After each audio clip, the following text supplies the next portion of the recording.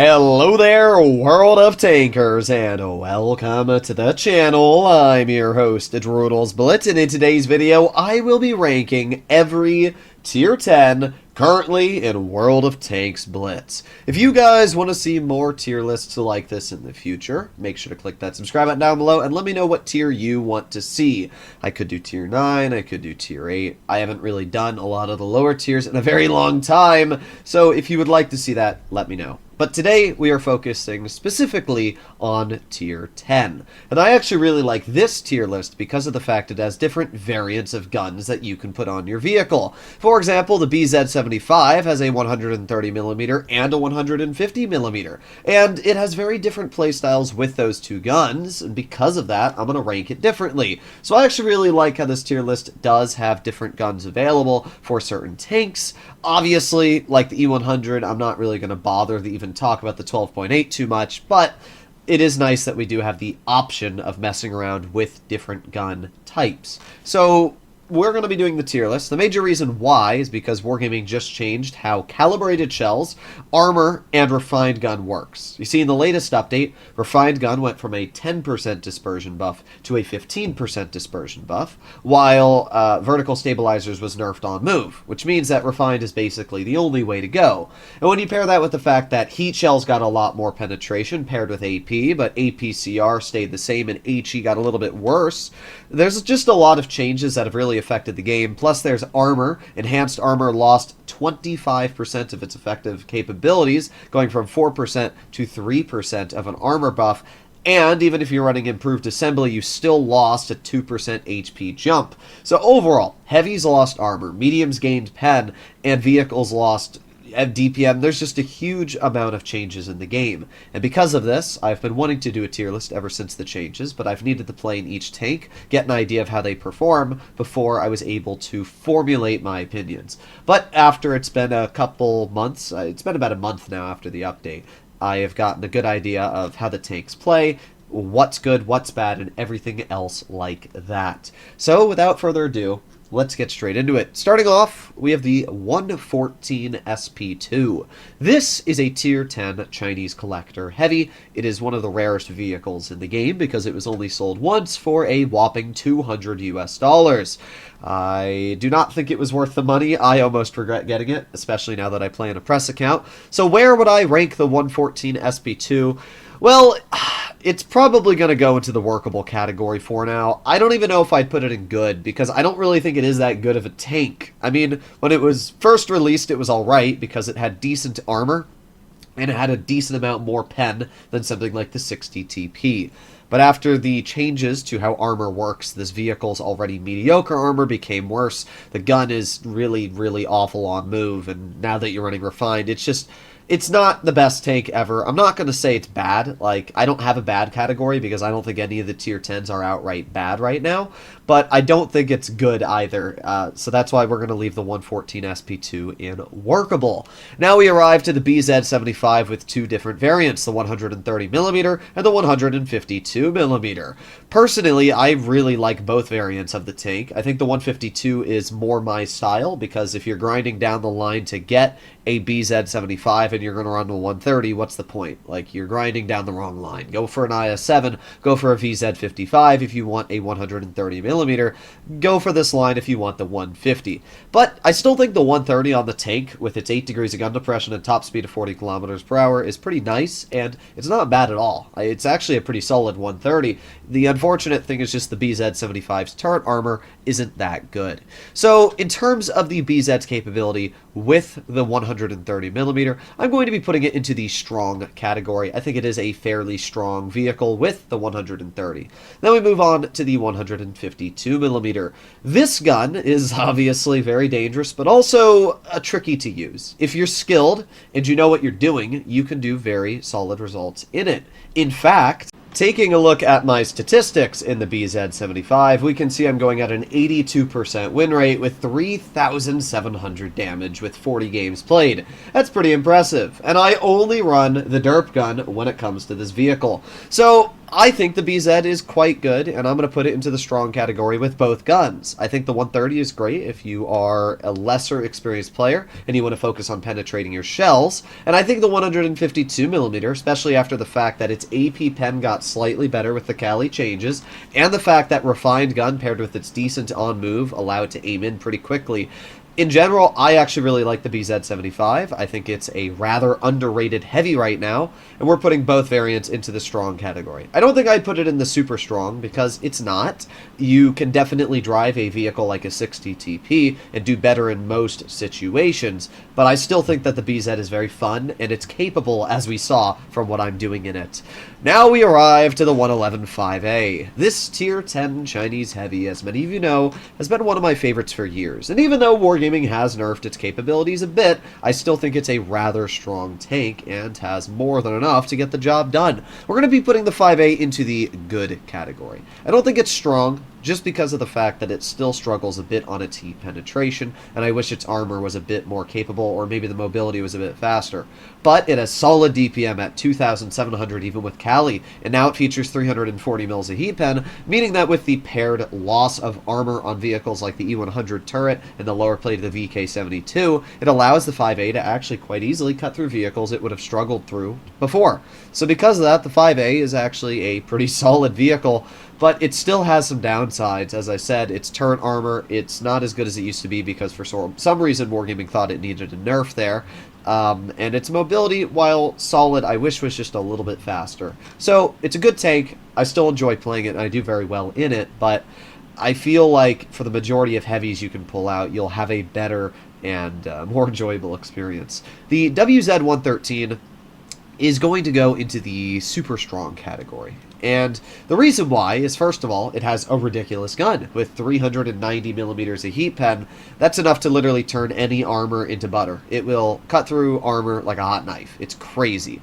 Not only does it have the highest heat pen in the game for a heavy tank, it also features solid mobility. It's got fantastic traverse speed, which it used to not, and it has a great top speed of 45. It accelerates up to that speed pretty quickly. It also features great side scraping capabilities and a turret that can bounce a lot of shells. It's really only weakness is the fact that its turret and hull are very awkward to maneuver around corners, and the fact that its upper plate is rather weak, only sitting at around 270mm effective. That means if you're loading heat, you're going to cut through it with the majority of tier 10s, especially after the heat changes. So its armor, it's not great. But the gun, the DPM being at around 3,000 with Kali, the fact that with refined gun it's very accurate, all these things combined allow the 113 to be flexible in really any situation as long as you know how to play it properly. It's an amazing tank, and because of that, it's going right into the super strong category. We move on to the WZ-113 GFT. And I don't think I need to say much, apart from it is in the broken category. Right now, the WZ-113 GFT is being spammed in comp, to the point where about 4 to 5 tank destroyers each game are the WZ. It's ridiculous. I've never seen tank destroyers being used in comp, and once this vehicle got buffed, it's the only thing that I can see. Pair that with the fact that reactive armor just got another buff, going from 20% to 27% of damage reduced.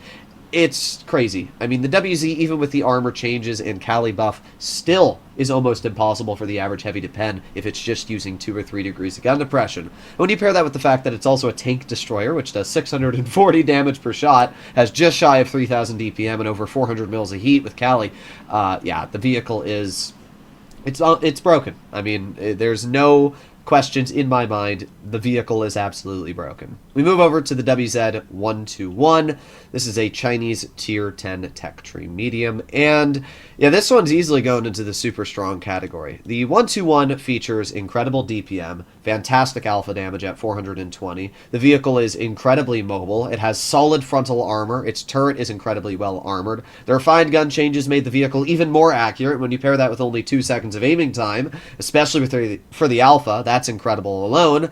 And then you should also add in the fact that it has tungsten, and pair that with adrenaline. The thing is just a beast. I mean, every time I play the 121, it's an absolute blast. And sure, it lost a degree of gun depression. Understandable. But that gun depression did not change the capabilities of the tank in the majority of situations you play it. The DPM, the mobility, and even the armor is amazing. There's never a situation I'm in the 121 where I feel like I can't hold, even against hull-down vehicles, because of the fact you have such a nice gun. gun. What's one of the major downsides the vehicle used to have was poor heat pen. I think it was only around 320-ish with Cali. But now that the calibrated shells got buffed, it's actually got very respectable heat pen, and especially, again, with the heavy tank armor being nerfed as well, it just helps out big time. So in general, the 121 is just an amazing tank, and definitely will get the job done. The WZ-121B is actually one of my favorite tier 10 mediums because of its playstyle, mechanics, and overall capabilities. The 121B features adaptive concealment,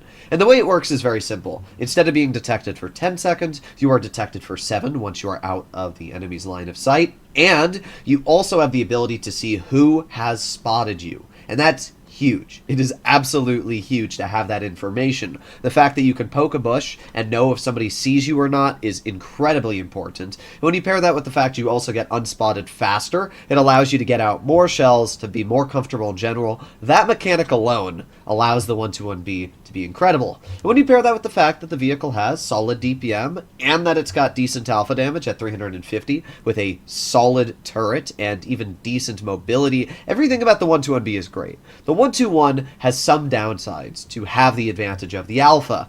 And the 121B has a little bit less alpha, but in return it has so many upsides. Its turret is great, its mobility is solid, it's got great DPM, good accuracy, and it's just an incredible tank in so many situations. And because of the adaptive concealment it features, I'm going to be putting it in the super strong to strong side category. I think we're going to leave it in super strong for now. I don't know where I put it in my previous tier list, but it's definitely in between one of these two here, because I absolutely love the vehicle, and I think it's incredibly fun to mess around with.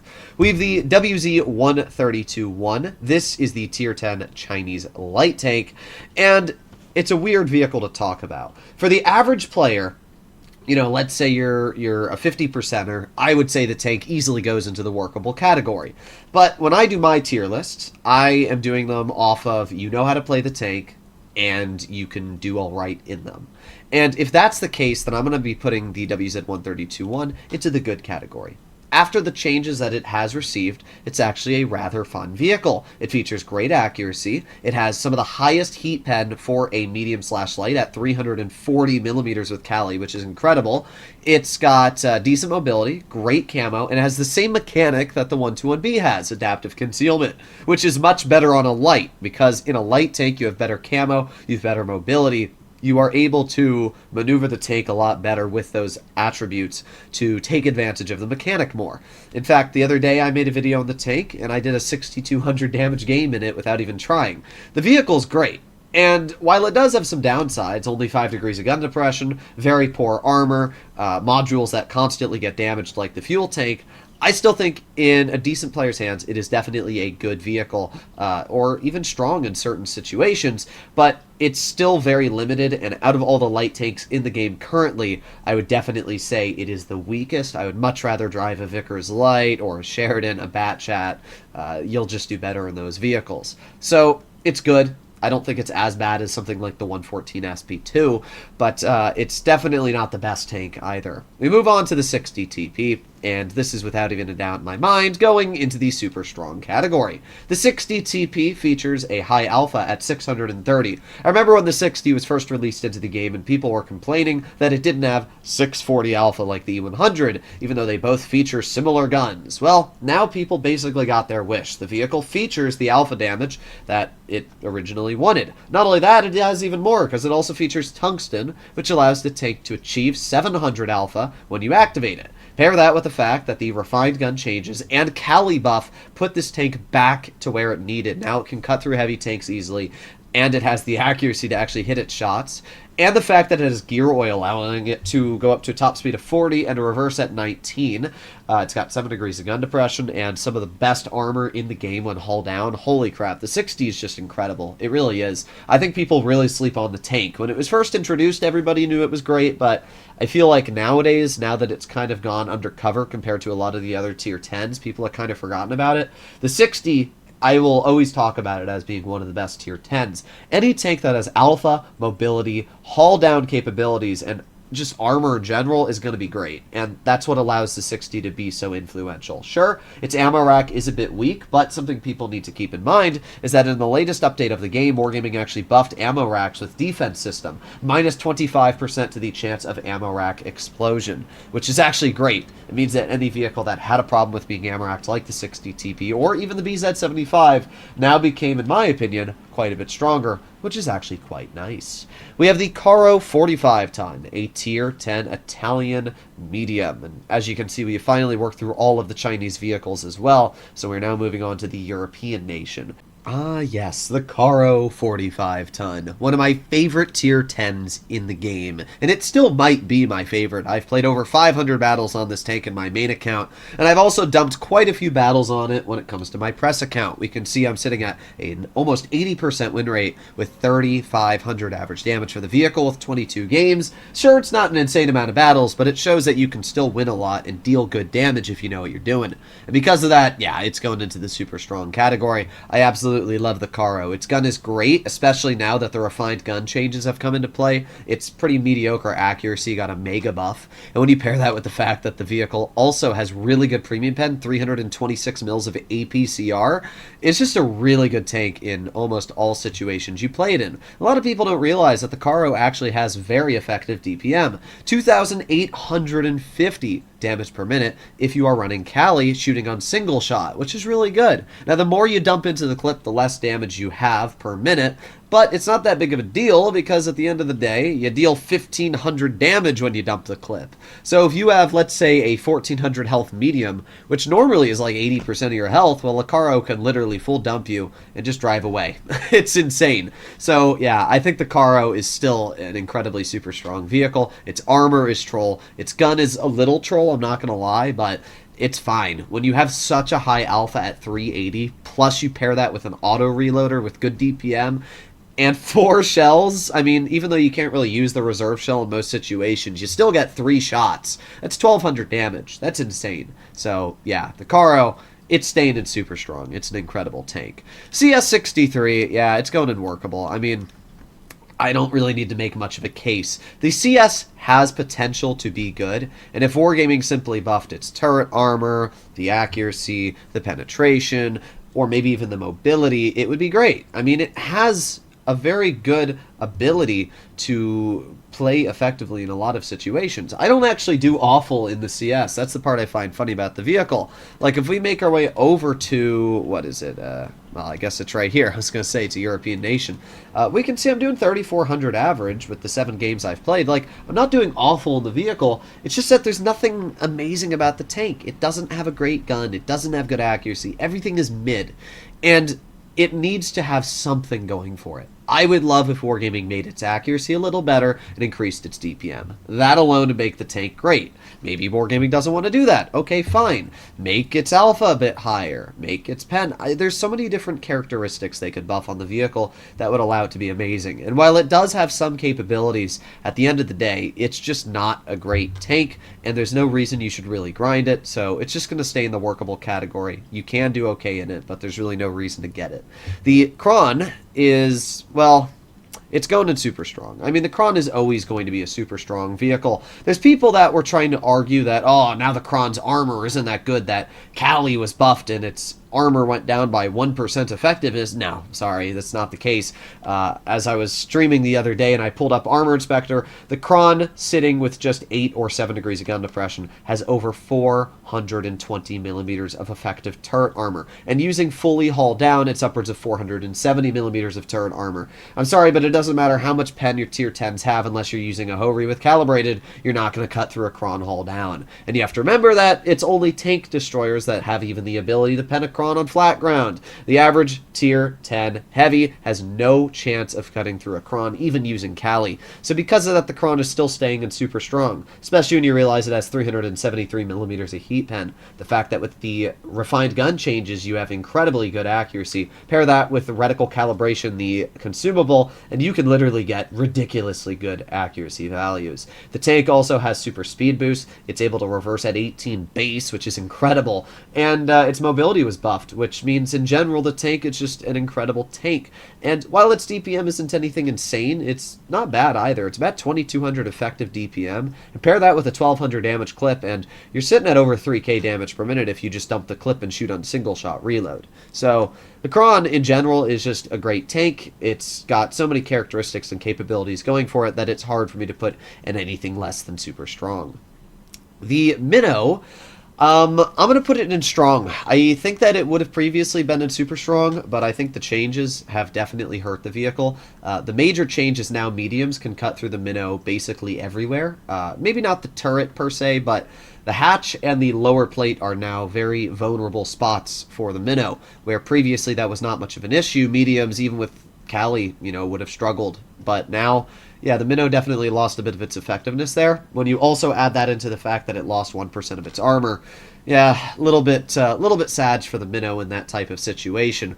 But the Minnow also got a buff because its accuracy got better with Refined Gun, its heat pen got slightly better, so it did gain some characteristics, but it also lost some. You have to remember that Minnow is mainly fighting heavies, and heavy tanks got a big heat pen buff. E100, every heavy that shot heat, or shoots heat, got a big buff. And because of that, the Minnow's armor went down in effectiveness. It's not that hard of a vehicle to penetrate. And while its gun is still very dangerous, the fact that it trades all of its characteristics for that armor frontally definitely hurts it a bit. It's still a strong tank, don't get me wrong, but I don't know if I would put it in super strong after the changes that have occurred to the vehicle. Now the Progetto, this tank is definitely going into super strong. If I'm putting the Caro in super strong, so does the Progetto. The Progetto is basically the opposite of a Caro. The Caro, you lose DPM when you shoot. The Progetto, you gain. Now, that's why I think the Progetto is honestly incredible. I would say the Progetto is slightly more effective than the Caro because of the fact you don't get punished for dumping. I can sit in front of somebody, I can go wham, wham, wham, take 1050 HP off them, and then if they get pissed at me and try to rush me, I'll have around 2900 single shot DPM, which is quite incredible when you think about it. Pair that with the fact the Progetto has very good upper plate armor, enough to even bounce a 183, the fact that the Progetto's turret is incredibly troll, and the fact that it has incredible mobility, plus its pretty poor dispersion got buffed with Refined Gun, and in general the tank is just super strong. It's an amazing vehicle, it's got a lot of capabilities, I absolutely love the tank. So in general, I just think the Progetto is a great vehicle, and yeah, it's going to stay in super strong. Oof. Now this is a tricky one. The Rhino is the newest vehicle that has been released into the game, and we can take a look at my Rhino stats to get an idea of how it's performing, which is pretty dang good. Sitting at 3,600 average damage with an almost 80% win rate for 60 games played is pretty impressive when you think about it. I mean, it's not struggling at all to get damage out. It's not struggling at all to get wins out. And because of that, I definitely think it's going to go into the super strong category. It's just an incredible tank. Everything about the Rhino is fantastic. It's got armor, and while its armor isn't great, it's definitely good enough, especially when you're hauled down to get bounces. And it has a double shot mechanic with solid DPM.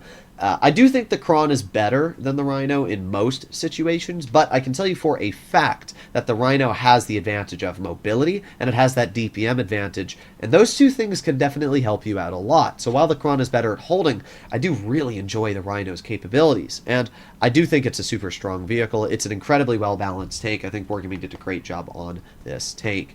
As I mentioned in the beginning of the video, when I rank these vehicles, they are individual rankings on how they do. You'll see people that will criticize, oh, Droodles puts all of his tanks in super strong or the strong category. No tier list can feature all the things in super strong. But, I mean, I'm basing these opinions off of how I do in the tanks and how the vehicles themselves are able to be played from a decent player. Sure, if you were to pit all these tanks up against each other and say rank them all, then I might do the tier list differently. But that's not how battles work in Blitz. Battles work as in you're driving the tank against other opponents and you're seeing how the vehicle works individually. So comparing it against other vehicles doesn't really make sense. You should compare a tank against how you can do in it. And that's how I rank my vehicles here. Judging that all of these tier 10s I have in super strong, I'm easily able to go upwards of 3,500 plus damage in with 75% win rate, then they're performing great. And sure, you might struggle in that vehicle against another tier 10 like a Minnow or something, but it doesn't mean the Minnow is better than a Rhino if the Minnow can hold hull down against it. So that is why you might see a lot of vehicles go into the super strong category, or strong, because in general, if you're a good player, you can do really well in these vehicles. And I'm not going to rank them lower because they might look worse compared to another tank, because that just doesn't make sense. So that's something I want to get out of the air. But because of that, the Rhino definitely goes in super strong. Now the Stritzvon K, it's going to go into strong. It's not as good as it used to be. It lost DPM, which definitely hurt it quite a bit. It lost the super speed boost, which wasn't a huge change, but it still hurts it. And those two changes there alone really hit the Stritzvon hard. But the tank still has the highest DPM for a heavy in tier 10. It features combat stabilization, which is a good mechanic if you're sitting still. And the refined gun buff allows it to easily, hit people at distance. I think the biggest hurt to the Stritzvon was the fact that it has APCR, and while all the other heavies basically shoot premium heat. So that really, really hurt the Stritzvon because it already kind of struggles on its pen. But the good news is that heavies did lose a bit of their effective armor. So, I mean, APCR didn't change, and the good news is the armor on this vehicle really didn't get affected by the heat changes. So it didn't really nerf the tank, but it didn't really help it either. It would have been nice if this vehicle got a slight pen buff because it does struggle on the pen. But overall, I think the Stritzvon, with its mobility, solid DPM, and great gun depression, do allow it to be a strong vehicle, and you can do quite well in it, so that's why it's going into the category it sits in. We arrive at the TVP. And people are going to disagree with where I put this tank, but honestly, I don't really care. This is my tier list, and I'm basing these tanks off of how I do in them and how I find their capabilities to be on the battlefield. And with that, we're putting this tank into the broken, unfair category. Why? Well, I think my statistics do good enough reasoning for the case. 26 battles played, 74% win rate, 4,044 average damage. I played this tank in a play to lose, and I think somebody said I averaged around 4,300 average damage for the 10 or so battles I won in a row in the vehicle. Maybe it was even more games. There's no other tanks in the game that you can comfortably rip out damage like you can in the TVP if you know what you're doing. If you're not the best player, the TVP is an awful choice. You see the average TVP player drive way too aggressive, kill themselves in the first minute of the game, and then that's it. And you see it happen way too common, and it sours people's opinions on the tank. But I can tell you for a fact that a vehicle with 8 degrees of gun depression, a newly buffed gun when it comes to refined, and heat pen, which is one of the things it wasn't great at, paired with the fact that it literally does, 1,200 damage in 6 seconds, that's incredible. It's absolutely insane how quickly you can rip out the damage in the TVP. Its armor is still troll, its mantlet is too strong, and its mobility is fantastic. It really doesn't have too many downsides. I mean, sure, its DPM isn't anything incredible, but 2,600 DPM is still plenty. It's not like you have bad damage per minute by any means. 2,600 on a heavy is considered good, so I don't really have any problems with it being on a medium either, especially for how much damage it's able to deal. The TVP is just incredible, and if you know what you're doing in it, you can do very, very good. I think the gun, personally, is unfair, and that's why I'm putting the vehicle into the unfair category. So that's my opinion, at least. The VZ55, we're going to put this into the strong category. I definitely don't think it deserves super strong. It's a great tank. It's got a solid gun with 470 damage per shot. It's got decent mobility. And it's got great penetration. 350 millimeters of APCR is incredible. But that's not to say it doesn't have downsides. First of all, it has quite poor side armor. I mean, it's not the best at side scraping, and in general, shells are going to overmatch your sides when you try rolling around corners. When you pair that with the fact that the VZ also reverses at only like 12, I think maybe 13 is what it is, it's pretty poor against autoloaders, and as of now, autoloaders are super dangerous, and that's one thing that always struggles, is you'll poke, you'll try to back up, and then you'll get thwomped. So because of that, the VZ does have some limiting characteristics. Its hatch is also a big limiter. When you face hug, people just shoot you in the hatch, which can be very frustrating. But it has incredible armor on the upper plate. Its gun is fantastic, and it's a very enjoyable tank to play. I think in most situations you can do very well in it, but it does have some limiting characteristics which take away from its abilities. I think if Wargaming just buffed the traverse speed and that's about it, honestly. If Wargaming just buffed the traverse speed, and maybe reverse speed. If it went 15 on reverse, and they buffed its traverse a bit on medium terrain, it would easily be in super strong. But right now, it has just a couple things that I wish were a bit better, and I would put it up there. But it's still a great tank. I mean, strong is still a good category. I've talked a lot of times about how much I really enjoy playing the BZ-75, so it's not bad at all. I think really the only bad category here is workable. Even good, you can do very well in the tanks if you know what you're talking about. I mean, you can see that even like if we make our way to vehicles like the 5A, I have 3,500 damage in the 5A with a 70% win rate, but it is a bit lower on win rate compared to other vehicles. But I still think you can do very well in tanks that are in the good category for me. It's just that you have to know what you're doing versus, you know, like a super strong tank. You can be pretty chill and still get out a lot of damage. So what do we have? We got the Boss Chatillon 25 ton. The 100mm I'm going to put into workable. I don't know why you would run the 100mm on the tank. It's not very good. It's flat worse than the 105. I've heard some people say, oh, it's better. It's not. You deal like 20 more damage in the clip for much worse aiming time, worse everything, essentially. I mean, sure, you might have a little bit more pen, but now that the heat pen changes happened, it actually doesn't have more pen. I just don't really understand why you'd run the 100mm on the tank. If you actually compare stat to stat, the 105 is better in almost every way. So, yeah, we're going to leave it in workable. 105mm on the bat chat. Now, this is a bit of a tricky one for me to decide where I want it to go. It's going to be either super strong or unfair. And I'm going to put it into super strong. I do think that it has some unfair mechanics. Its view range, in my opinion, needs to be nerfed, or its intraclip needs to be a bit longer, and they need to take away shell reload boost. Because the fact that it has 350 damage per shot, paired with the mobility it features, the level of accuracy, and just the heat pen buff lately, have definitely elevated the vehicle. It is an incredibly amazing tank. But there are still some things about the bat chat that I don't love that definitely take away from it being in the broken category. What are those things? Well, first of all, it sucks at fighting mediums. Sure, you got medium alpha per shot now, and you have great mobility and view range, but at the end of the day, you don't have armor and you don't have gun depression. And if a bat chat is up against a decent medium player in an STB1, a Patton, or even a 30B, it's just really tricky to deal with them on medium flank when they are hull down. You know, if you're on a map like Canal, you're basically just screwed on medium flank unless the enemy mediums make a misplay. So it's very tricky to definitely outposition your opponents in the bat chat in that sense. But on the other hand, if you are able to get your 1050 damage clip out, back into cover, reload, it's got high DPM, great accuracy, and everything in that regard is amazing, especially the view range. If you're running vents on the vehicle, even though I wouldn't recommend it, you have 345 meters of view range, which is actually insane. Like, it's actually insane. So, yeah, I will definitely say the bat chat is super strong. I don't think anybody's going to disagree with that. I was tempted to put it in unfair, but I don't really think there's anything necessarily unfair about the vehicle. It's just really annoying to go up against.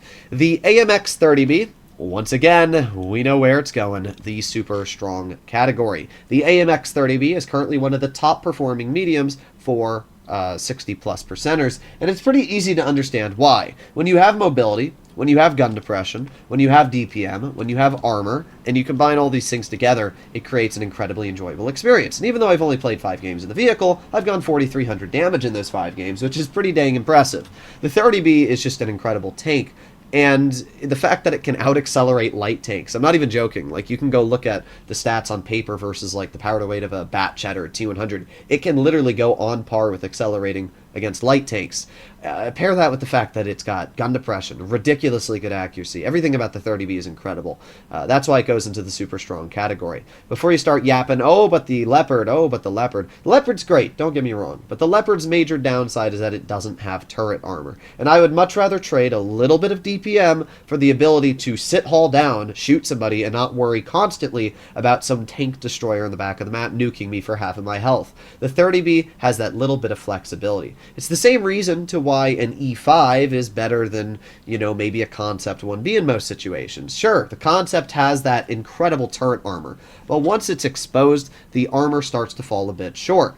And the E5 has really good hull armor, and because of that, the E5 is better in more situations. I would rather have a tank like the 30B, where you are flexible in the most situations you played in, versus a Leopard, where you are going to struggle a bit here and there. It's just that little slight advantage gives you a big advantage overall. So that's why the 30B is going in the super strong. Don't get me wrong, though. Leopard's going to be great, and I'm still a little tricked out on where I'm going to put the Leopard, so I'll have to think about that. The AMX 50B is... ooh, boy. Yeah, it's going to broken right now. Why? Because it has reactive armor paired with a 1500 damage clip. Those two things aren't fair. Like, the 50B is already incredibly mobile, and Wargaming has buffed the gun to a point where it has 3000 DPM and a 1480 damage clip or something like that. It's a really, really dangerous clip. It's got gun depression, it's got mobility, and then they said, you know what, guys, let's buff reactive armor so that it has 27% damage reduction, and then let's put it on a 50B, because that's a great idea. Sure, yeah, you can HE the 50B, but is the average player going to do that? No, not really. The 50B is just stupid. I've been averaging literally like 4,200 in the tank for 20 games because of the fact you can get away with just YOLOing somebody, clipping them, and then reducing their damage by 30% while you absolutely demolish them. It's stupid, and I don't really think Wargaming thought that decision through at all. So that's why it's going into the unfair category. If they removed reactive from it, it would be fine. But with reactive, that tank is a whole different story. Now we have the Foch 155. And I'm pretty sure the autoloader is the mod 2. But we will do a quick double check on the Foch because I'm not 100% sure on this. So I just want to double check. We can see that, yes, the mod 2 is the autoloader, which I was pretty confident on. Okay, so this is going to be a tricky one for me to actually do. I think with the autoloader, I'm going to put the Foch into the strong category. It's nothing crazy, but it's a nice gun. The problem I have with the autoloader is that it has APCR premium, which really struggles. I hate APCR premium, or not premium, sorry, standard. APCR standard sucks. APCR premium isn't bad if you have a lot of pen, but standard sucks because you just bounce off of random angles that really annoy you, that shouldn't happen. Because of that, it really struggles to cut through vehicles like a Type 71. And even though loading gold doesn't lower your alpha by much, it's just still annoying that you have to load gold because heat struggles on its own to cut through spaced armor and has its own plethora of issues. So, in that regard, I don't love what Wargaming did to the tank. But what you have to remember is that it does feature tungsten, which allows you to get out some really good damage. So the Foch in general is a pretty solid vehicle. And we can see that. If we take a look at my stats, I'm sitting at around 3,400 average damage. And even though my win rate's a bit on the lower side at 67%, at the end of the day, you have to remember that tank destroyers, especially when I drive them solo, just aren't as good at winning compared to mediums, lights, or heavies because they don't have turrets. They are team-reliant vehicles. So, sure, you might be able to drive an E3 and win, but that's more of a heavy. The Foch is not a heavy. It can do aggressive rolls, which is nice, but at the end of the day, it does struggle a bit. You're going to have to keep that in mind. So because of that, I'm putting it in strong and not super strong. Now the 155mm single shot, this I'm actually putting in super strong. And people might disagree with this. That's kind of how I see it. But I have really been enjoying the 155 on the vehicle. In fact, the other day when I was trying to record for the tank, I had a 6,200 damage game in the tank,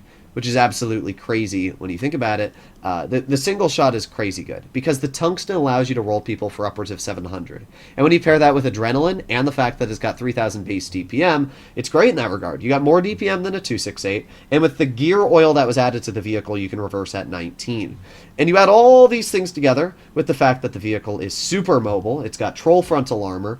I really have been liking the Foch after the latest changes. I think the reverse speed was one of the major issues the vehicle had been sitting with for a while. So now that Wargaming finally buffed its reverse speed, I think that it's actually quite good. But I am going to make a slight change. I think what we're going to do is we're going to put the Foch double shot into good, and we're going to put the 155 into strong. I think that's what I want to do. I don't want to have the Foch in the super strong. I just don't think it's as capable as the vehicles in the super strong category. And while it is good and I'm averaging good average damage, again, tank destroyers in general just struggle with winning unless they have armor or flexibility. And the Foch doesn't have that one thing, so yeah, I think this is a bit better moving it down one on each column there. But I definitely like the single shot more than the double shot. I can tell you that for a fact. The AMX M4 MLE 54. It's going in super strong. I know a lot of people have been complaining, oh, Wargaming ruined it.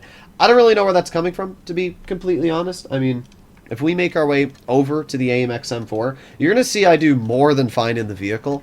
And we can see it's an 86% win rate with 3,500 average. It's just about the same as other vehicles like my 60 TP. It's a great tank, and that's because of the fact it's got mobility, it's got armor, and it's got a solid gun. 2,500 DPM is very good for a heavy, especially with Cali. And look at the heat pen, 373 millimeters. I mean, that's great. People complain that it lost its AP premium, even though it literally has more pen now than it used to have and would ever have had.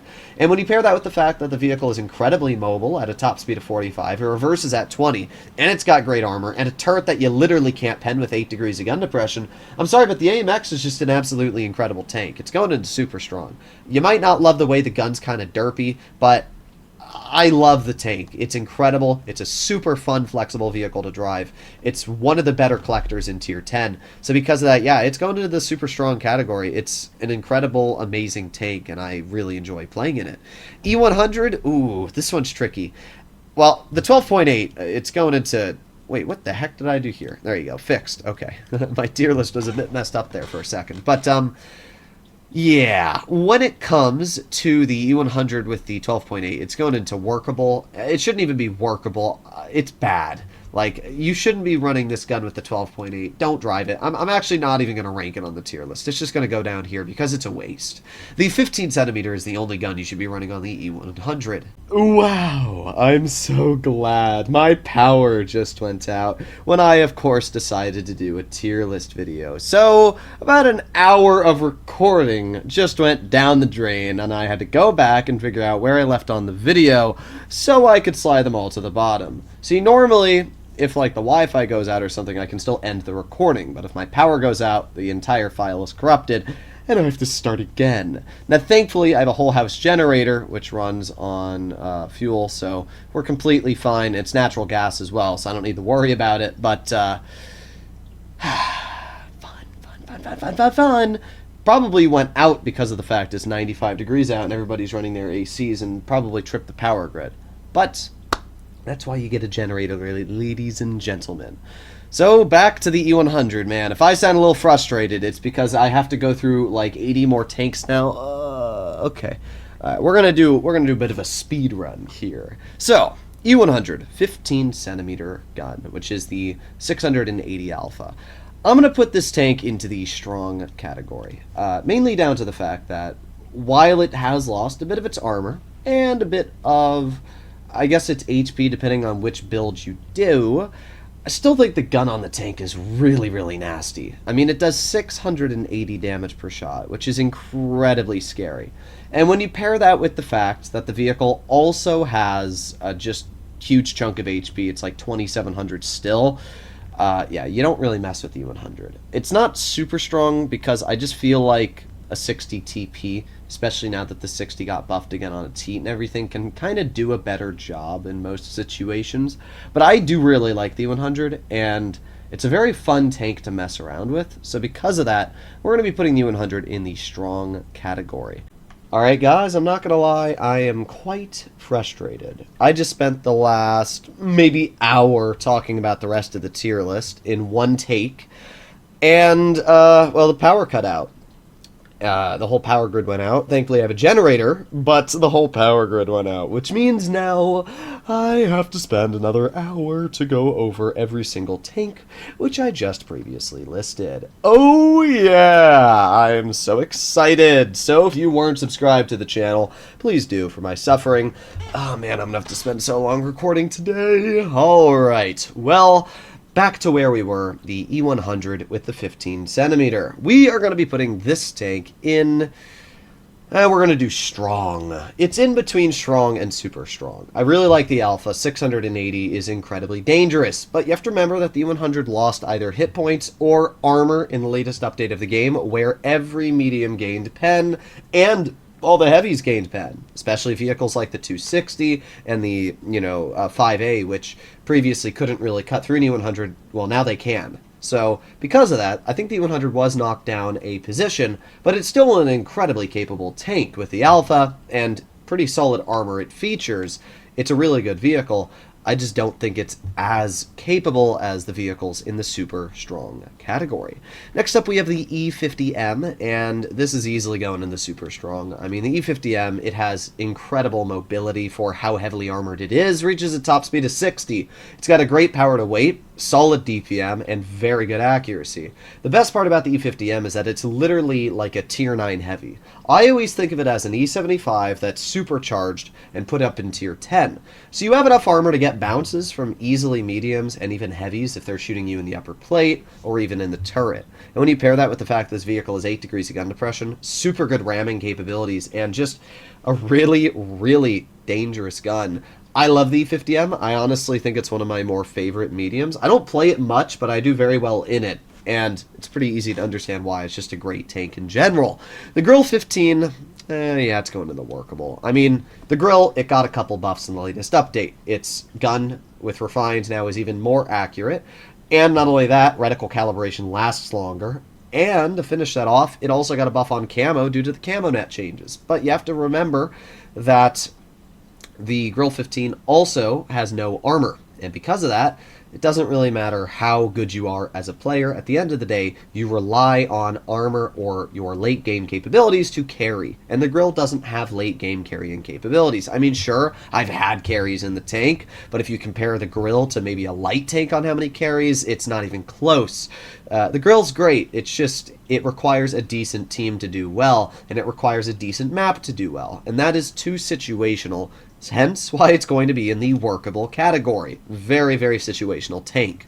The YAG Panzer E100, I actually really like the YAG. I think it's a great vehicle. And it's also going to go into the strong category right next to the E100. The YAG is basically what if I glued the E100 turret onto a stationary cabin, and that's about it. The YAG has very good armor, slightly more than the E100 on the superstructure, but still not enough after the changes that mediums aren't going to cut through you. Like a Leopard 1 with Cali, it's going to cut right through a YAG superstructure.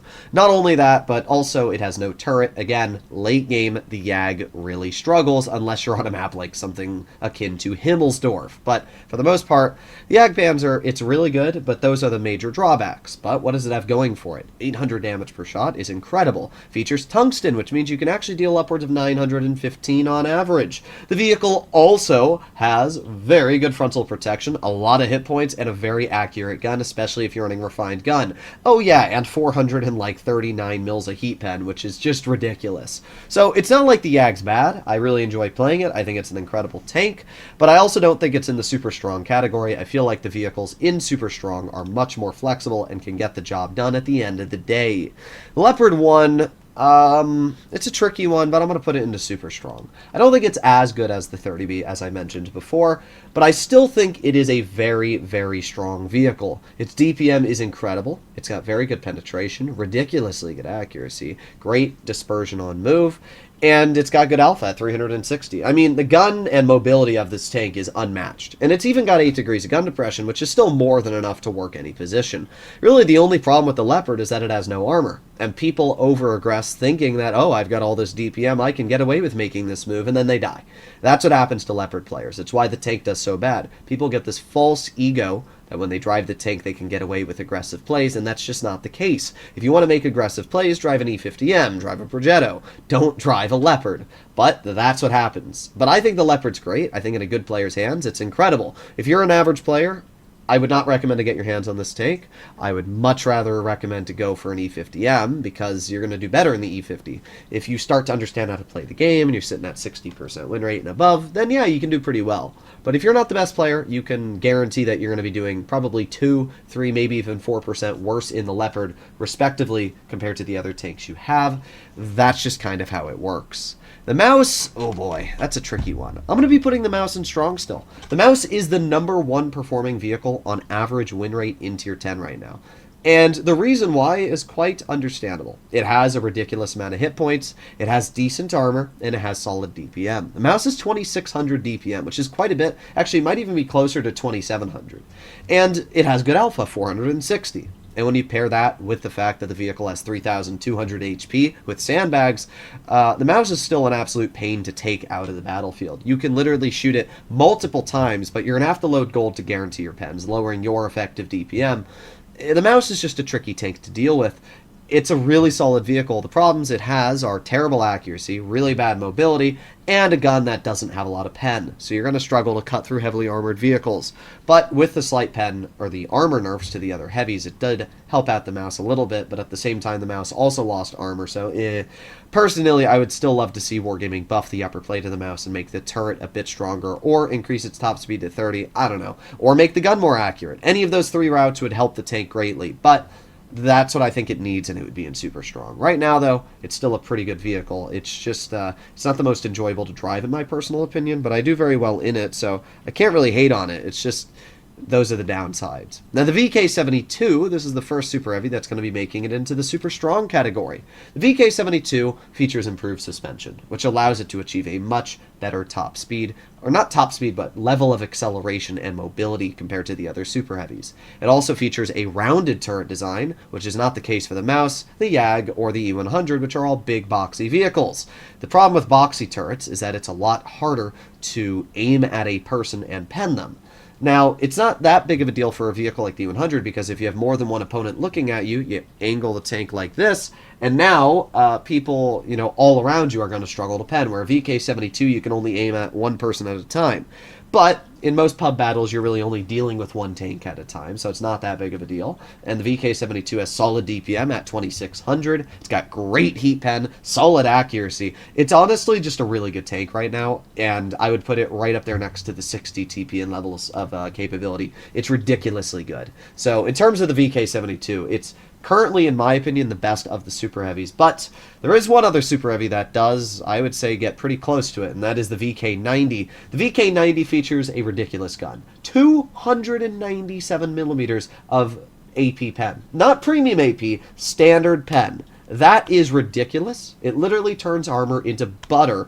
It's crazy what the VK90 can do just with standard ammo. Its premium pen isn't anything crazy, but who cares? You don't really need the load goal to begin with, so it's not that big of a deal. So yeah, the VK90 just alone there is crazy. When you pair that with the fact that it's fairly immobile, but features combat stabilization that really helps it hit shots, especially if you're moving back and forth, and it's got 10 degrees of gun depression over the sides, and also really, really good turret armor. The VK90 really is just a jack of all trades, and it's not even that slow for a Super Heavy, so it kind of is just an amazing tank. I don't know if I'd say it's as good as the VK72, because the VK has tungsten, and the fact that it has higher alpha is really nice, plus the better heat pen, but damn, the VK90 is a great tank. We move over to Japan, which doesn't bring us too many vehicles. We have the Type 71, STB, and Hori, but I actually see we have the Kampfpanzer here, so let's get that done first, because we want to get through Germany. The Kampfpanzer, yeah, that's an easy super strong as well. It has a little bit less DPM than the Leopard 1, but a bit more than the E50M, and that's kind of how I combine it. It's a Leopard slash E50. It loses a bit of armor on the turret compared to the E50M. The hull is great on the Kampfpanzer, super troll, super hard to pen, but the turret is only about maybe 300 mils thick, which means that basically anything loading gold's going to cut right through it. But the Kampfpanzer has 3600 DPM, it has tungsten, and it's fairly mobile with 8 degrees of gun depression. So you combine all these things together, and it's a super, super dangerous little vehicle. It's fast, it's got incredible levels of DPM. The Kampfpanzer has always been amazing, and it still is, because now that it has tungsten, I mean, the thing's just crazy. Plus, it's also very accurate, and it features 339 mils of heat pen, so it's kind of just got it all going for it as a medium, and it can do the role of a heavy if you need it to. So yeah, the Kampfpanzer, it's going to make it into the super strong, not even a sweat. The Hori, yeah, the Hori's going to go into the unfair category. Why? First of all, its gun is broken. The gun, I don't care how many times I talk about the Hori, as long as Wargaming keeps the gun the way it is, it's always going to be broken. It has 560 damage per shot on the standard, with like 360 mils of AP pen.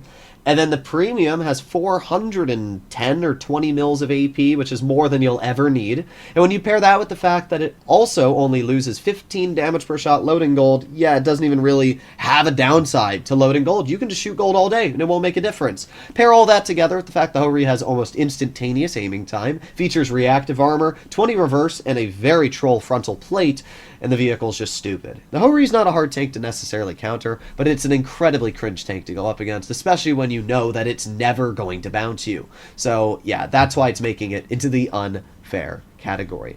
The STB-1 is going to be in the super strong. The STB features 11 degrees of gun depression, just like the Hori premium AP, which has enough pen to cut through any armor really in front of it, especially if you're running Kali, which you should be. Pair that also with the fact that the STB features a very minimal drop in damage per shot when loading gold. I think it's like 10 or 15 damage. It's nothing. Goes from like 330 to 310. It's crazy.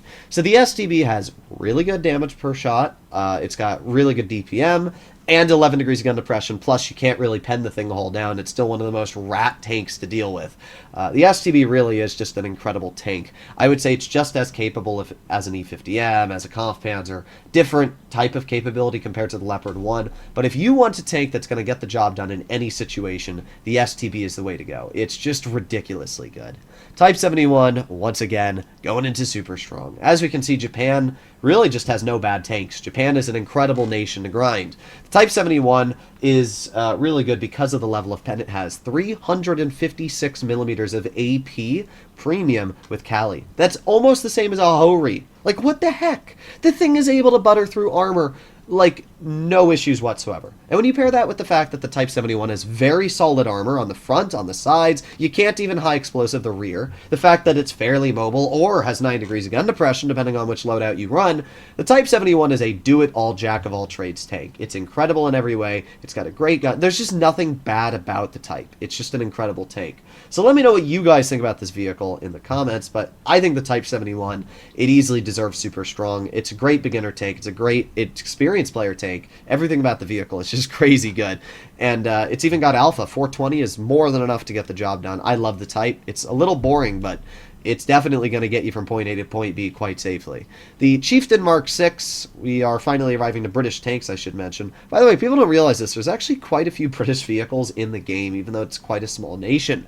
The Chieftain Mark 6 is the first British vehicle we're going to be taking a look at. In the latest update of the game, the Chieftain Mark 6 lost reactive armor, which is a bit disappointing, but I still think the vehicle is quite incredible. It features one of the most accurate guns in the game, it's got HESH, it's got mobility, it's got gun depression. I love the Chieftain, and I'm going to put it in super strong. I honestly just really enjoy playing in the vehicle, and I almost feel like there's never a situation when I'm driving the Chieftain that I'm in over my head. There's never a spot where I can't hold. It's just an incredible tank, and because of that, I just really enjoy playing in it. I mean, we can see statistically, I'm going 3,500 in it. Nothing crazy, but it's only 8 games played. It's just a great tank, so I'm going to put it in super strong. I really enjoy the tank. Very, very fun vehicle. Oh, the 183. Normally, you would see me put the 183 down here, but it's not going to go there. It's not even going to go here. It's going to go there. See, in the latest update of the game, Wargaming has mega buffed the 183. They buffed its camo values by changing how CamoNet works for tank destroyers. And then they buffed its penetration by giving AP more pen. And then they also gave it the refined gun buff, giving it less than 0.35 dispersion. What the heck, Wargaming? Why would you do that? Well, I haven't seen many 183s miss after the changes, but I've been missing a lot of my HP because they just nuke you across the map with their AP, 324 mils of AP pen. You just can't counter it. It just butters through your armor, especially because with 3 calibers rolled over matches half the plates you have. I do not agree with Wargaming's decision to buff the 183, essentially, is what they did. I do think it's a strong tank, though. I've messed around with it. I'm sitting at a 75% win rate in the vehicle over the past, 20 or 30 games I've played in it. It's just ridiculous. The tank is really stupid right now, so it's going to be in the strong category. The FE2 and 5B 183, it's going to go in super strong as well. I think the changes Wargaming has done in general to the 2 and 5B are incredible. Sure, it lost reactive armor. Boo-hoo. Reactive isn't that big of a deal at the end of the day. I mean, sure, it gives you big bounces, but you have to remember that running reactive means that you're either not able to run super speed boost, or you have to take off a repair kit to run both adrenaline and reactive or super speed, whatever you're doing. Either way, you're going to sacrifice. The 2 and 5B is not a vehicle you want to sacrifice your repair kits on. The vehicle has very poor fuel tanks, it has terrible track wheels, and because of that, you get caught out quite common. Personally, I think it's much more important to run adrenaline and then just double repair kit. And honestly, running adrenaline gives you about, what, a 20% DPM boost or something close to that. So it's not that big of a difference between reactive and adrenaline. So at the end of the day, I don't think it's that big of a deal. But let me know in the comments what you guys think. 2 and 5B is a great tank, though. It's got crazy good DPM, crazy good accuracy, fantastic mobility. It's a great tank. Wargaming has buffed the tank to a point now where I actually think it's a really good contender for one of the better tier 10s if you know what you're doing. So that's why it's going in the super strong category. It's just an incredible tank in the majority of situations you use it in. The FE217 Badger also, again, makes it in super strong. The Badger is not broken anymore. Previously, it would have been in the broken category, but a couple changes. First of all, Rammer got nerfed. Little disappointing. The other change that happened to the Badger is that enhanced armor isn't as effective anymore, which means the armor on the Badger is slightly less capable. But, on the other hand, the Badger has Hesh, which is great. The Badger also features 420 millimeters of heat pen if you're running Cali, which is crazy good. And you have to remember that every vehicle in the game basically got nerfed because of its DPM. You know, every tank basically got a slight DPM nerf and are now running calibrated. So because of that, I do think that vehicles like the Badger, even though you're not running as much DPM as you used to, are still just as effective in the DPM department because every other tank also lost a bit of DPM. So I don't have a problem with that. I think the Badger is still quite good, especially with refined gun. Its gun doesn't feel as inaccurate. It's still pretty bad because of the on-move, but at least if you sit still, you can get some decent shots across the map. So I really like the Badger. I think its armor and mobility are incredible. Its DPM are fantastic, and it's not a tank you want to mess with, and that's why it's going in super strong. 4005, yeah, going in the workable. Don't get me wrong, the gun on the 4005 allows it to be in the broken category, but everything else, I mean, at least the Hori has armor, and it's very troll, and it's got reactive, but that's not the case for the 4005. The 4005 does not feature much going for it apart from the gun. And even though I do fairly well in it with around a 3,500, 3,600 average damage value, my problem with the tank is that I only have a 64% win rate. It's actually my lowest win rate tier 10 in the game right now, and it's because you just can't win in a tank that has no armor solo.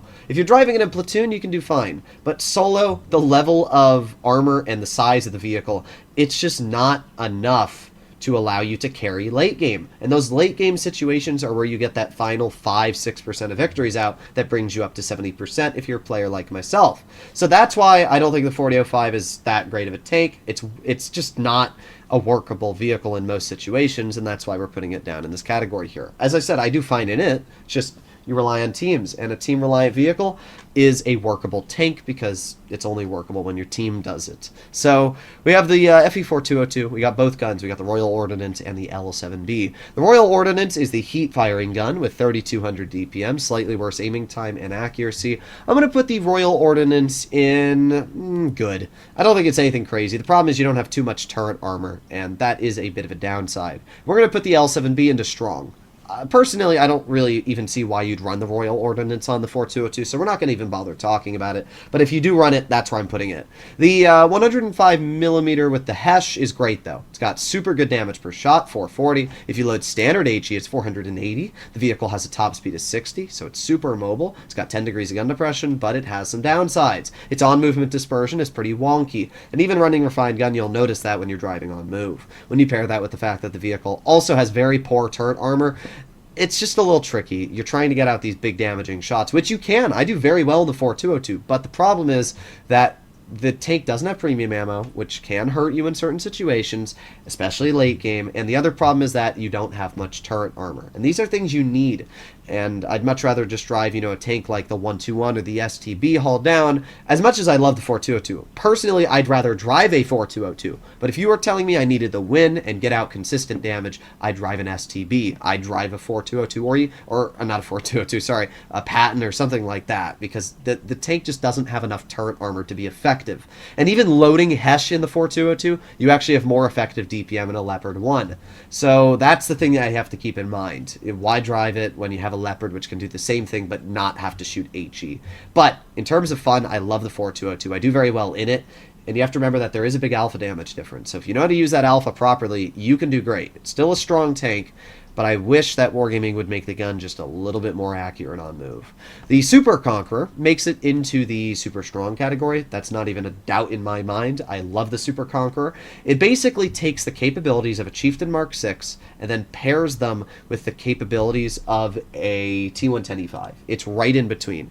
And because of that, I love the Super Conq. It's just an incredible tank. Statistically in the vehicle, I'm sitting at 3,500 damage with an 83% for 17 battles. It's super super easy to win in. And with the changes to Refined Gun, it's now sitting at 0.3 dispersion, which makes it incredibly accurate, especially because it has some of the best on move in the game. So you're a super accurate heavy, you've got really good mobility for what it is, you've got super strong armor, whether you're fighting on town maps or maps that require gun depression, you've got really good armor on space because of the turret, and you've just got a solid gun in general. I love the Super Conch. It's got great DPM. A lot of people are bummed about it losing the Hesh, but it still has more pen on its 120 than the average vehicle. That's what people are forgetting.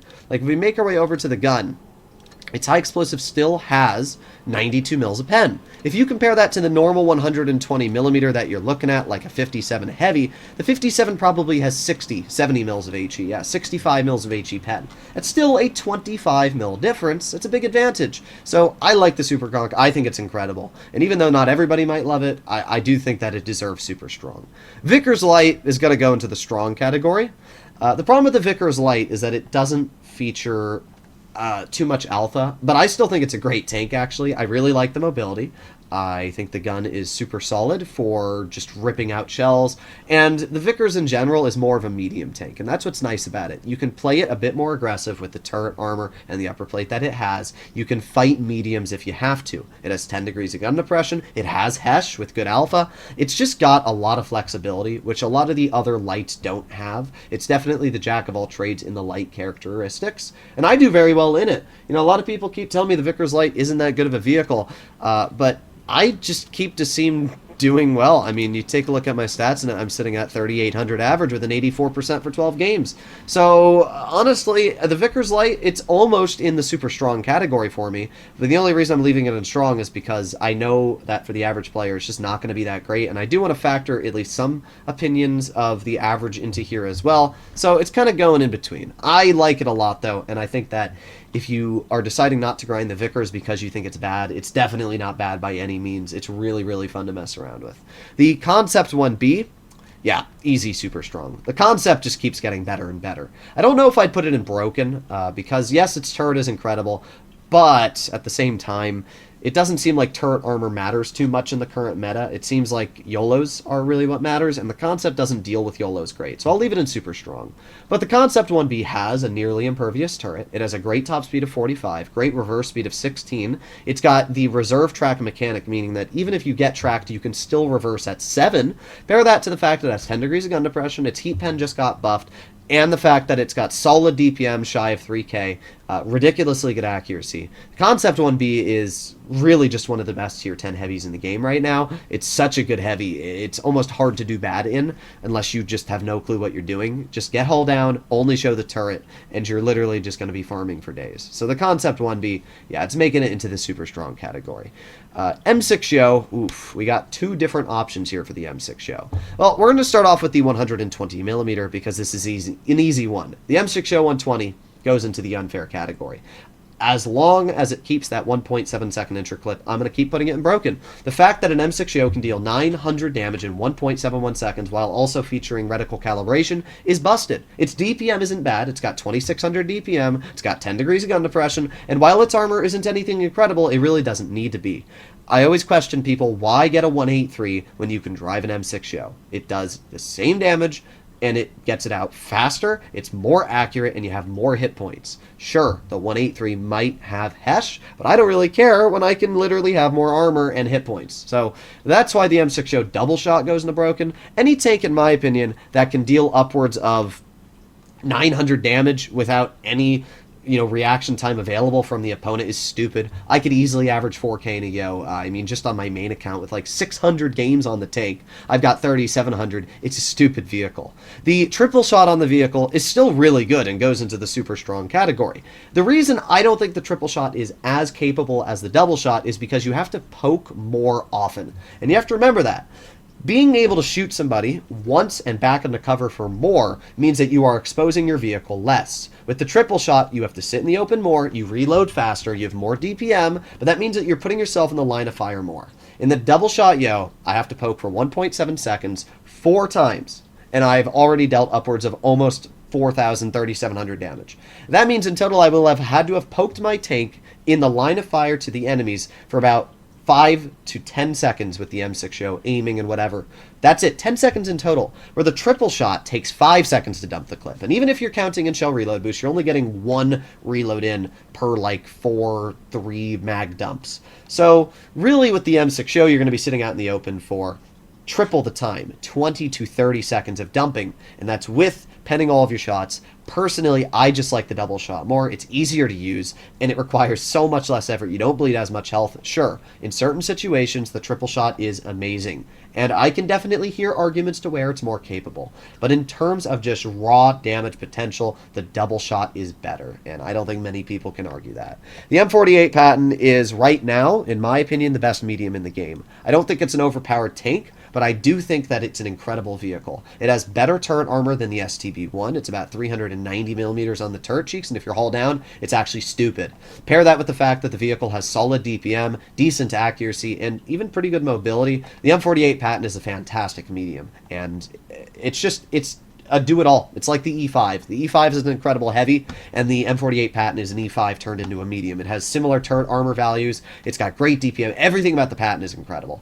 And that's why I think it's better than the STB. The STB has the downside of still having some turret weak spots here and there. The Patton does have a hatch, but if you're using the max of 9 degrees of gun depression it has, you can't pen it hull down. And before you say, well, actually it has 8 degrees, incorrect. Over the front, the M48 Patton has 9 degrees of gun depression. Over the sides, it has 8 degrees, just in case you didn't know. The M60 is going to go into strong. The M60 is not as strong as the M48 Patton. Its turret is not as robust, and even though the gun and gun depression is slightly better, it just doesn't matter when the rest of the M48 Patton, especially the turret armor, which is the most important part of a hull down tank, is just better. If Wargaming buffs the M60 turret to be akin to that of an M48 Patton, you know, if they give it PBR graphics at some point in the future, which they will, and they buff the turret, then yeah, I'll probably put it in super strong. But for now, it's not getting that position. It doesn't deserve that slot. It's a good vehicle, but it's not as good as the Patton, so that's why. The T110E3, T110E3 is going to go in the super strong. It's got really, really good armor, and even though, it got nerfed on the superstructure, blah, blah, blah, trust me, you're still not getting penned reliably hull down. It actually lost the high explosive weak spot as well that used to exist, so that's not even an issue anymore for the E3. So it's got a really, really good alpha at like 670, 680. It's got an incredibly good amount of penetration. It's got premium APCR, which I personally really like. Premium APCR is better than premium heat for high pen, because you don't need to worry about bouncing off of angled armor. Or not angled, but spaced armor. That's what I really like about premium APCR. Pair all that together with the fact that the E3 is flexible with 8 degrees of gun depression, and it still features super speed boost. It's just a really dangerous tank in general, so I really like the E3. I think it's a super, super dangerous tank, and that's why it's in super strong. And that's the same case for the T110E4. The E4 trades a bit of armor for more mobility and a traversing turret. It turns 90 degrees to the left and to the right, so a total arc of 180 degrees like this, and like this. Now the E4 is actually surprisingly mobile, and it also features incredibly good DPM at over 3,200 if you're running it properly.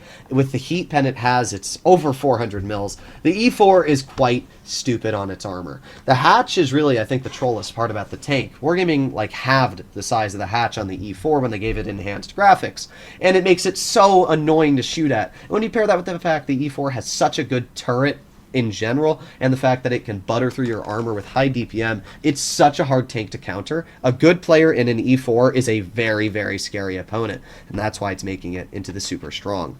E5, oh yeah, again, super strong. I mean, we're right now in the category of where a lot of vehicles are going to be making it to the super strong, and it's really not that much of a doubt in my mind why. Again, the E5, I mean, it's got incredible gun depression, 8 degrees. It's got 383 millimeters of heat pen. It's got ridiculously strong turret armor to the point where you cannot penetrate it. It has good mobility, and the only real downside of the E5 is that it reverses at 12. That's it.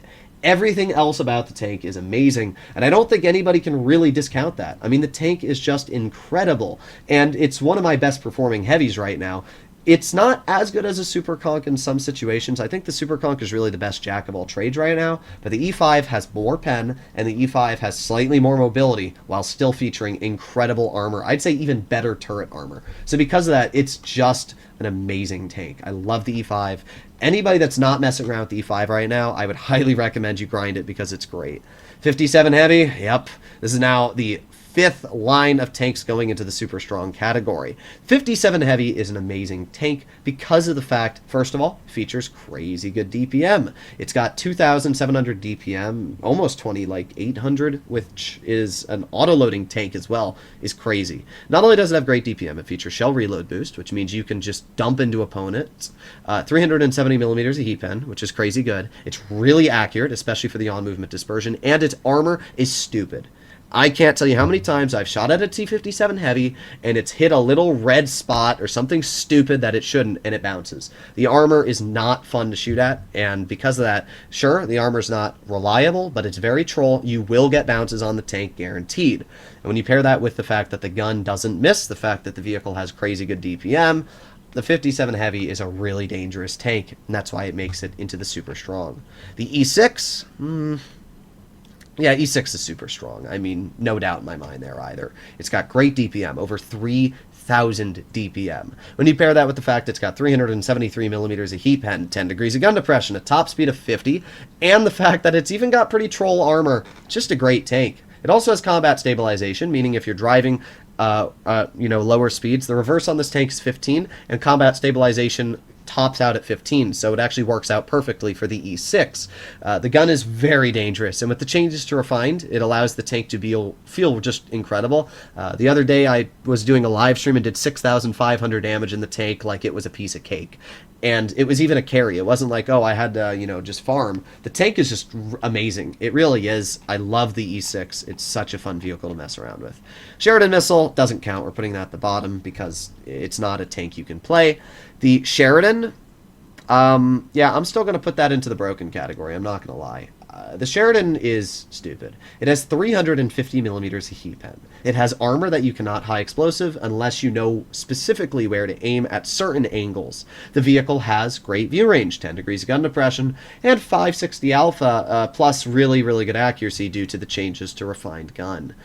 I just think the Sheridan is a stupid tank. It really is, and I don't think anybody can disagree with that. Flossie will agree that the Sheridan is really one of the dumbest lights in the game right now.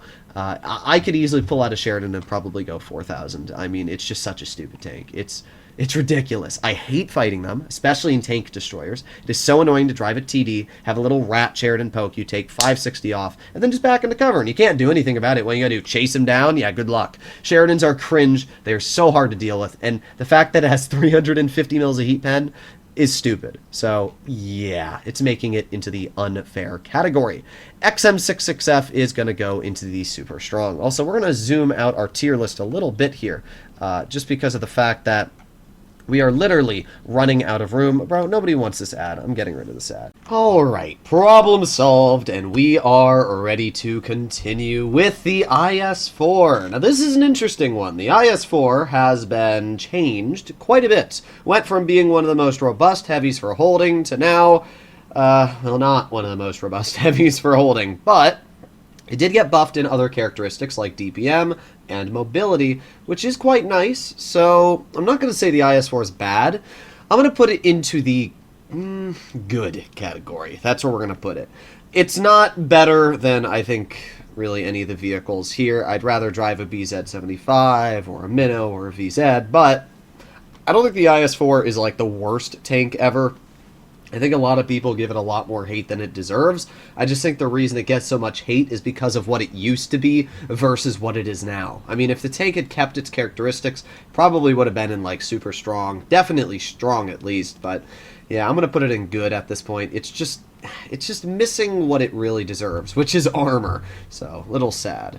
IS-7, I mean, yeah, it's just an amazing tank. It's got tungsten. It got the premium pen buff that it finally needed. It features crazy good armor. It got a hit point buff when it also got that pen buff.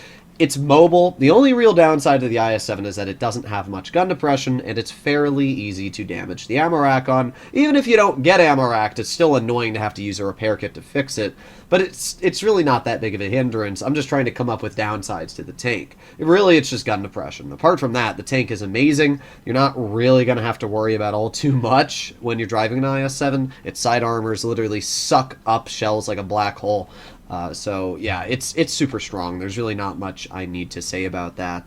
I just realized I forgot to talk about the XM66F and why I'm putting it in super strong, so let's do a brief description. The vehicle features fantastic DPM. 3,400 is amazing, especially for what is a heavily armored vehicle. But it's not just heavily armored. It also features great gun depression at 10 degrees, a top speed of 40, and a reverse of 20. It also features a reserve track mechanic, meaning that even if the vehicle gets locked down, it still has the ability to reverse at 7. You combine all of that, plus the fact it has a semi-traversable turret, and you can start to understand why the XM66F is positioned so high. The vehicle is a jack-of-all-trades tank destroyer, and I would say definitely out of all the TDs in the game right now, it is probably the most flexible out of them. It's just such a fun vehicle to play with, and it's just a great tank in general. It does have some downsides. Its lower plate is quite weak, its side armor is awful, and especially that engine box on the back, it's quite easy to shoot when the vehicle tries backing up if it over-angles. But for the most part, a smart XM66F player is a very scary opponent to go up against. You're going to have to be quite cautious. We have the Object 140, which we're going to put it into strong. As much as I love the 140's capabilities, the problem is it's only good if you get it in the right type of spots. And I'm not going to put it in workable, because it is more than workable. I think any map I play an Object 140 on, I can probably deal at least 3,000 damage in. But the problem is more the fact that it's just very uncomfortable to drive the 140 on maps that require gun depression or up against vehicles like an STB, a Patton. You know, if you're fighting a hull-down vehicle and you're in an Object 140, what are you going to do? You can't fight it. Good luck penning a hull-down STB while he's golding through your turret every time. So because of that, you got to play it more like a light tank. And if you do the light tank playstyle with an Object 140, it's fine. But then you're not really holding off the medium. So there is compromise you have to make with the tank. You have to be a really good player to make it work well. But I think in overall capabilities, it's still a pretty strong vehicle. It's got great DPM, great accuracy, and very good mobility paired with camo. So I really can't complain too much about the 140.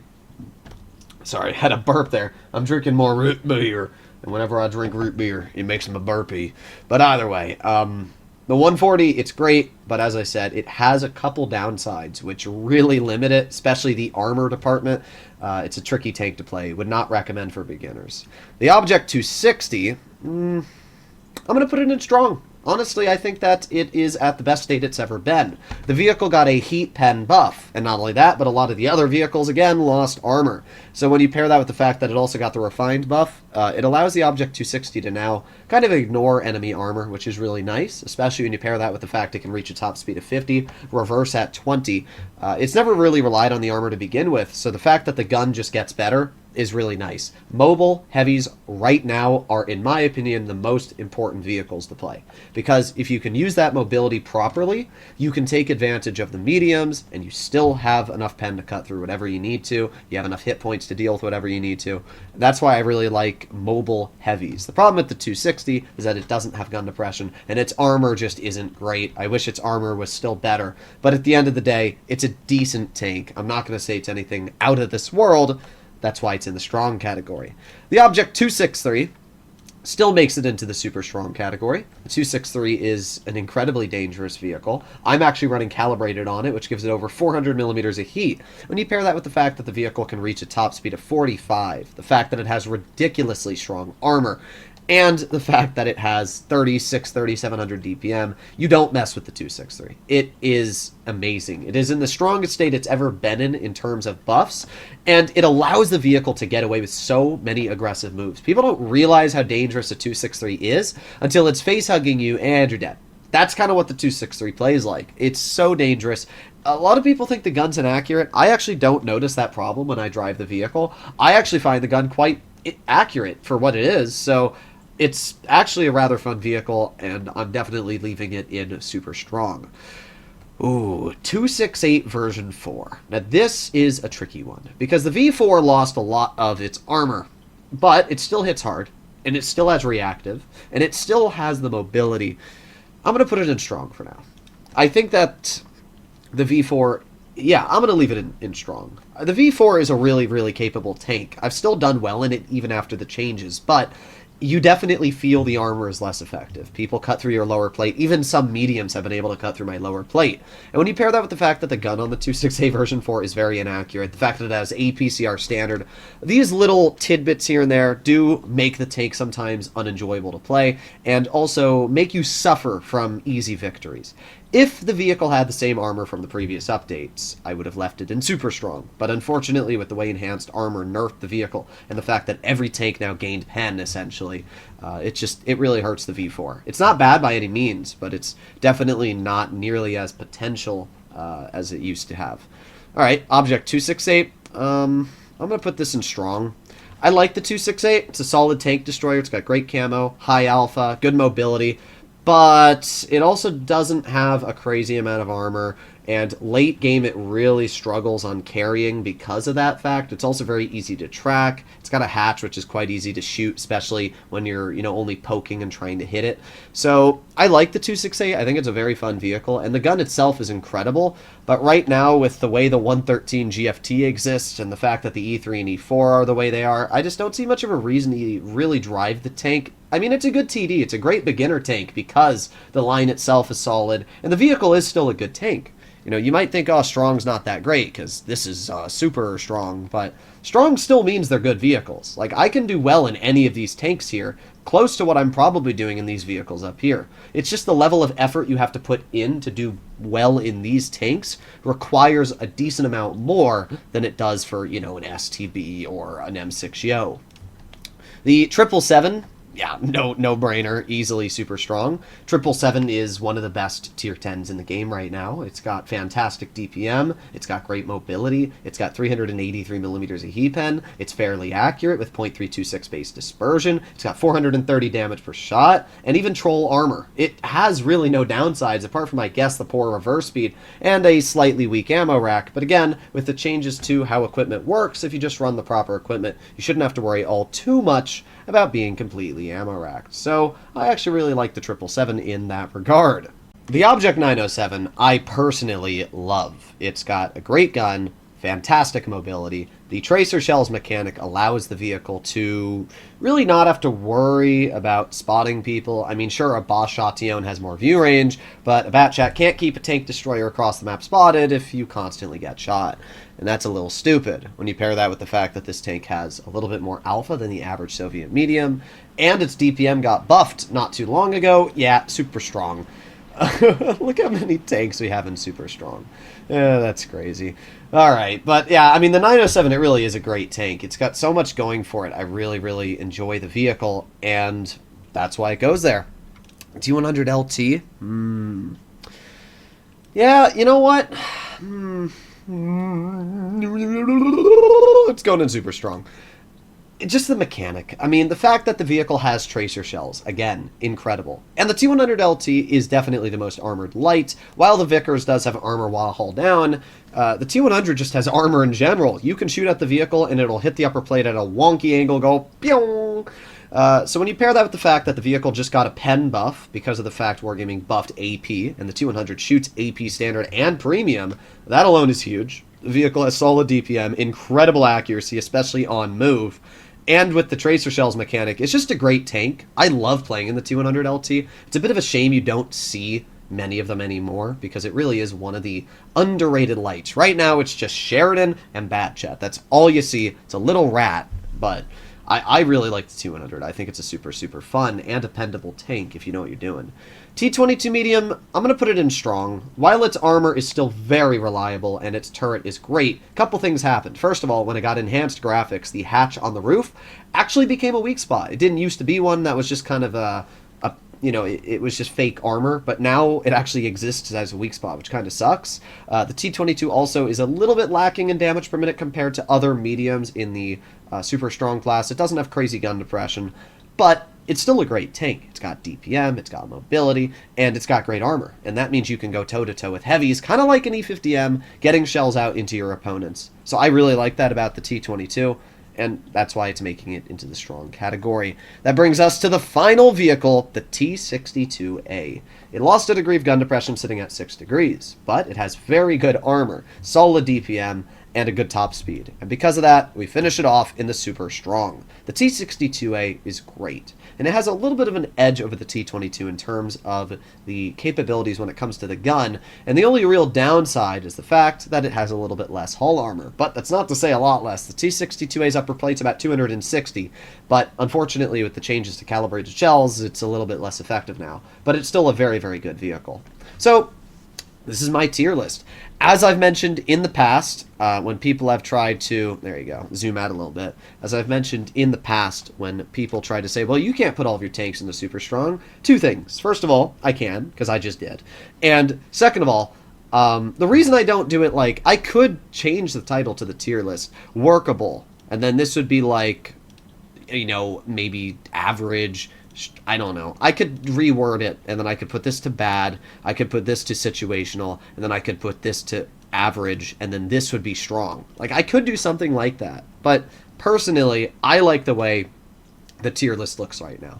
As I've said in the past, these tanks are ranked individually. I'm not comparing a 263 to a 777. I'm not comparing a 263 to a Sheridan. You don't do that. Who compares a light tank to a tank destroyer? It's like when people ask me when I do a live stream, what do you think I should grind, an IS-7 or an STB? And I'm like, what's your playstyle? What do you do better in? What's this? What's that? You can't simply compare two completely different vehicles. Sure, I can compare mediums, I could compare a Patton to an STB, but I can't compare a Patton to an FE2 and 5B183. There's nothing comparable between the tanks. And because of that, it's useless to make a tier list comparing vehicles. What you should do, as what I say, is you should make a tier list talking about each tank's individual capabilities and how they work when you play them in battles. All of these tanks in Super Strong, if you play them properly, are going to do amazing. And that's a fact. And all the tanks in Strong, if you know how to play them, are going to do strong. And the tanks in Good are going to do slightly worse, and the tanks in Workable are going to be the hardest to do. And that's how I see it. It's not that deep, but that's kind of how I do my tier list. So when a lot of people say, oh, you can't rank them like that, I can. And that's how I rank them. If you're trying to compare each vehicle in the game, then you're going to spend 18 hours saying why the 263 is better than the 777, but worse than the XM66S, but better than the IS-7, but worse than the BZ. You can't do that. It's way too much effort. You should just rank each tank individually. Hopefully you enjoyed today's video. This took a freaking while to do, so please consider smashing that subscribe button down below, and I'll see you in the next one. Bye-bye.